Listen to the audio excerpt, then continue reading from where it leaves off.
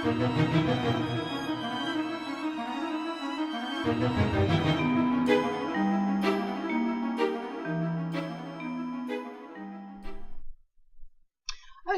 so what I want to show you now, first of all, is that I've managed to move the camera onto another table, so I hope that you've got a better view now, because I think we're a little bit closer up and I've got more light coming from the window. Okay, so what we need to do now is we get the card that we scored in the first place, and we need to get this background image in the middle. Now, I don't want to sound patronising, or I don't want to offend anybody by telling you how to do this. It's just in case you really haven't got a clue, because it's so important to get this in the middle, else the card just looks asymmetrical, it looks unprofessional.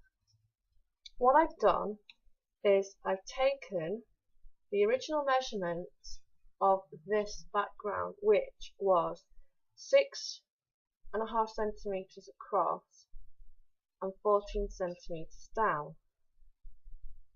I then measured this page, this paper, which is 15 centimeters across and 21 centimeters down. So I've got to find the middle. So how do I work this out? Well, first of all, if we've got 6.5 across here, that means that we've got 4.25 centimeters from each side spare. So, just very quickly, 4.25 centimeters, 6.5 centimeters, 4.25 centimeters. So it's in the middle. How do you measure it out? I just simply measured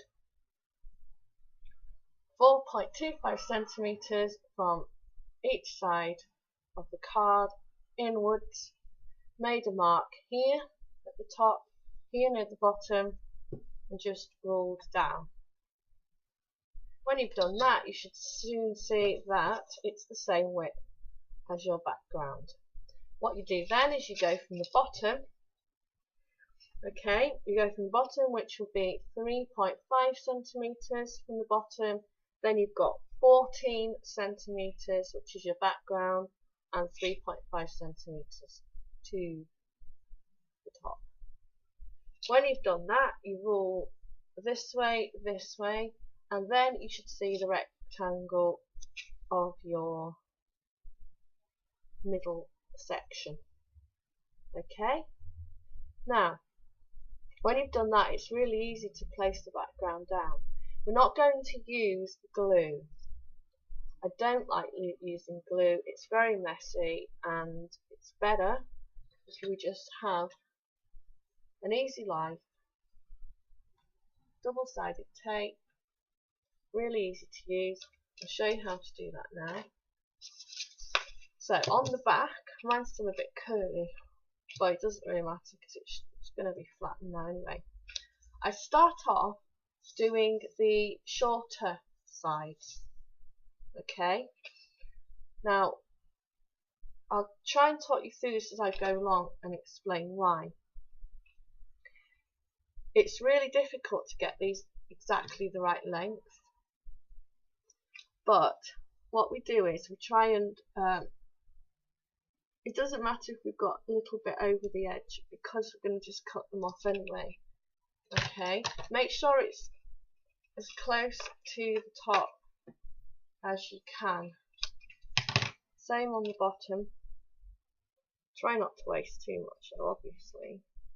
And it doesn't really matter if it's not right up to the edge in the corner, because we're going to overlap on the other side anyway. Oops, that's a bit messy, wasn't it? Okay. So what we do then, before we peel off the back, we've got to be really careful here not to actually cut off the card. Just get a pair of scissors. I know it's really sticky. I'm going to keep tape off the scissors because it sticks to it really easily. Got one on this side as well. So that is really neat. If you don't feel comfortable about doing that, you can just use your craft knife and a ruler. I mean, I've cut corners off cards many times with that mistake. You just got to be really careful. So peel off the double-sided tape. The reason I'm doing this is because if you try and now match up the double-sided tape exactly into this portion that you haven't got tape, you can't do it. So it's better to just go over a little bit and do the same as we've just done before. At least it's all covered and it's all going to stick down properly. So now we go down. Oh, and if you layer, the reason I'm taking that off first is because you can't layer it. Once you've layered the double-sided tape, you can't get the bottom layer off. So then it all starts going pear-shaped. And believe you me, it's happened to me loads of times. So I'm just saying this from experience. And then when you get to stick it on to the card, it just looks really messy. There's lumps and bumps everywhere where you try to force it up with a nail. You know, it's just a mess. So I'd rather do it this way. It's a little bit extra time, but I think it's worth it. Okay, peel that off. It's better if you've got long nails for this, really. But you can use a craft knife to lift it off if you want to. Right, so there's your card. Make sure I get it the right way up because I'm sitting upside down. So it's really easy to position it now. What I would do is I would start at the top, position, because I mean it's going to be right, isn't it? As long as it's lined up at the top, it's going to be lined up at the bottom as well, and just press it. Press it down, don't let it rock up, because if it gets a wave in it like that, then it's not going to lie flat, and then it's going to rock up the tape underneath. It's a bit messy. So here we go. There's the background down, and it should be looking pretty central. So it doesn't matter if it's a little bit off, but it just helps if it's not. So now we will rub out the lines that we've made. Best to do that now before we do any more design work on it, because once we get the design work on it and we try rubbing out lines that we had ages back, we find that we'll just smudge the pen work or whatever it is that we've got, so it's better just to get rid of it. Okay, right, now the Christmas tree. The middle of my sun should really be the place where the tree actually starts. That should be something like that.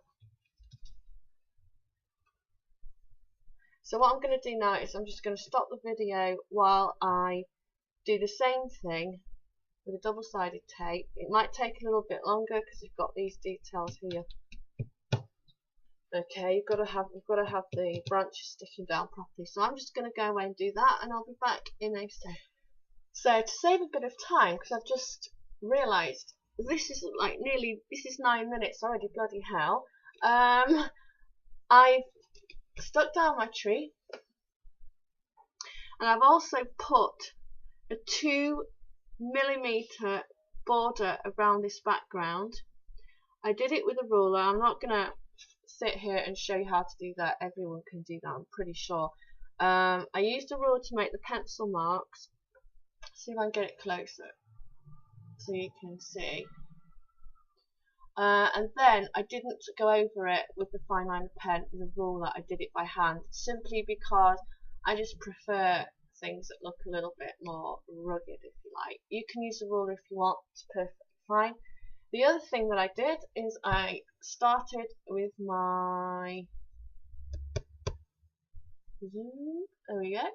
My holly design. I just basically went over it in pencil. I positioned it obviously first, went over it in pencil, then just went over it with fine line pen. Okay, now to do the other side, all you have to do is just make sure that the holly, instead of being that way, just flip it. Okay, so it looks symmetrical, and then you draw around it, which is what I'm going to do now. So I'm just going to do this as quickly as I can because I don't want to waste loads of time. Okay, just trying to give you a close-up here of what I've just done. Now we're going to go on to the spirals. If you can see here, the one that I've actually done. And what I did is I drew, coming up from the holly, an arched line there. Then what I did is I used a 2p piece to draw around the basic shape of my spiral, and I did that on both sides. Okay, once you've done that, all you have to do, just for your the template, is to just keep following the spiral line round and round. You can do it with pencil and take your time until you get into the middle. That's how you do a spiral design.